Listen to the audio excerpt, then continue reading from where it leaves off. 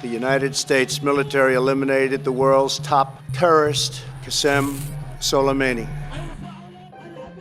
Pode não parecer, mas Irão e Estados Unidos já foram amigos, muito amigos.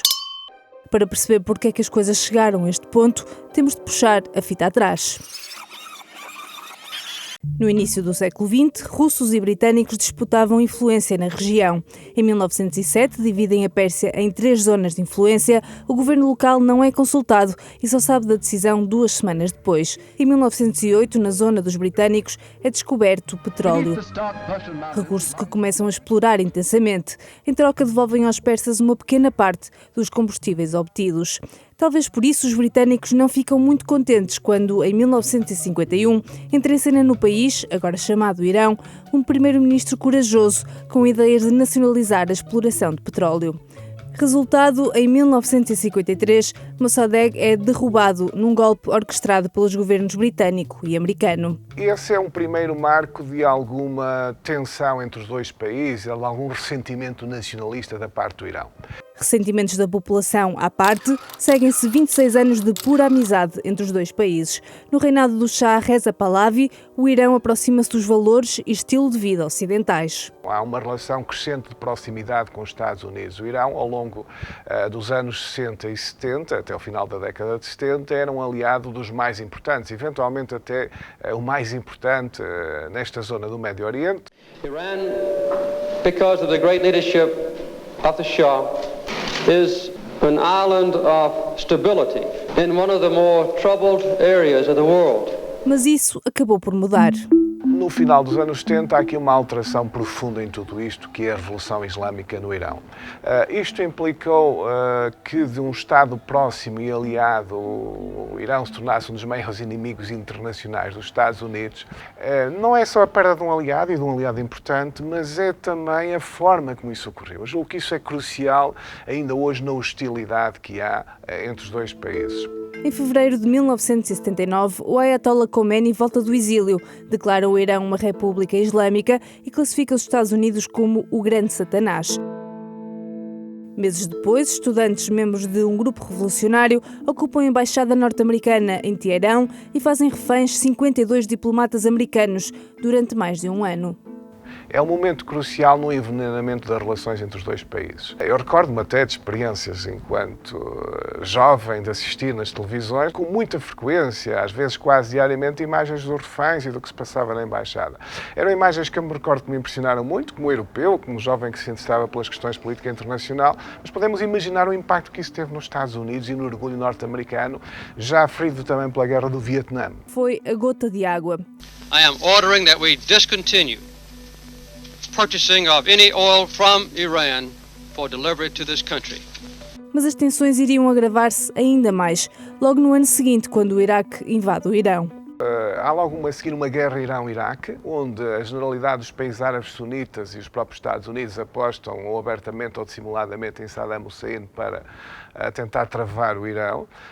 Portanto, aqui também é visto do lado iraniano como, mais uma vez, o mundo ocidental e, em particular, os Estados Unidos aqui também a tentarem destabilizar ou apear o próprio regime do poder.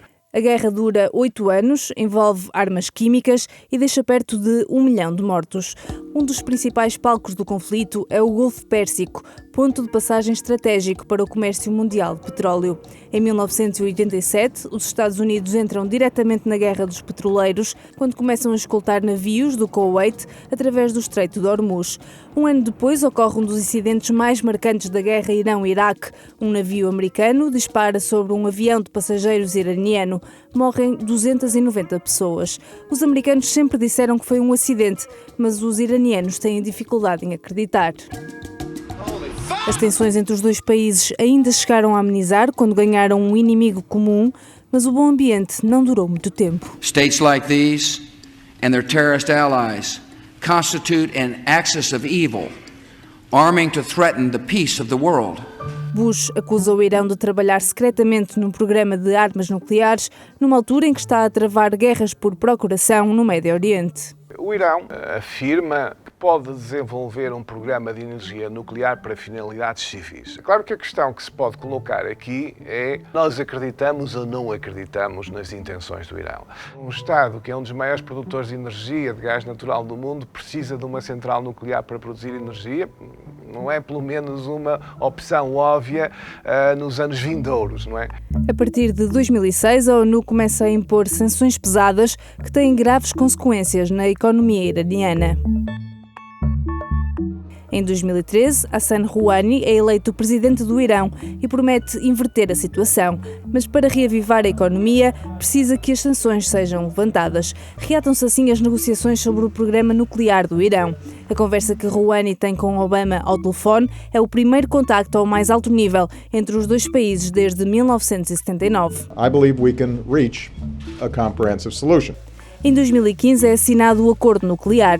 It's an historic day. As instalações nucleares iranianas passam a ser supervisionadas e a economia do país vê fortes melhorias. Mas depois aconteceu isto. I, Donald John Trump, do solemnly swear. Criou-se nestas rivalidades no Médio Oriente e, para além do problema com Israel, que é subejamente conhecido, um conjunto de tensões muito fortes entre os países árabes sunitas, Arábia Saudita, Catar, Emiratos, Kuwait e outros, e desconfiança tremenda face ao Irão. Portanto, isto culmina depois com Trump, que fez campanha a dizer que o acordo não era acordo que resolvesse o problema, que não contemplava a questão dos mísseis balísticos, e essa parte é objetiva, ou seja, considerando que não resolvia nada, optou por sair drasticamente do acordo. As we exit the Iran deal, we will be working with our allies to find a real, comprehensive and lasting solution to the Iranian nuclear threat.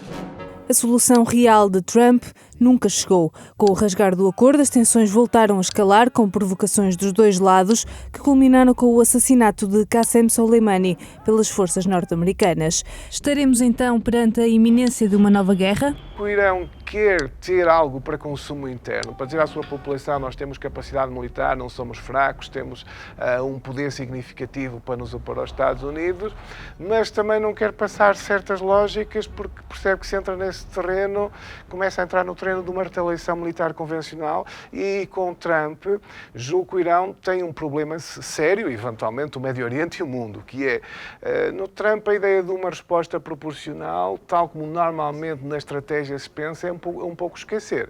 O Trump oscila entre uma não fazer nada e o fazer aqui umas promessas de negociação mais ou menos inconsequentes, e entre se vamos usar o poder militar, usamos de uma maneira com a força bruta mesmo dos Estados Unidos.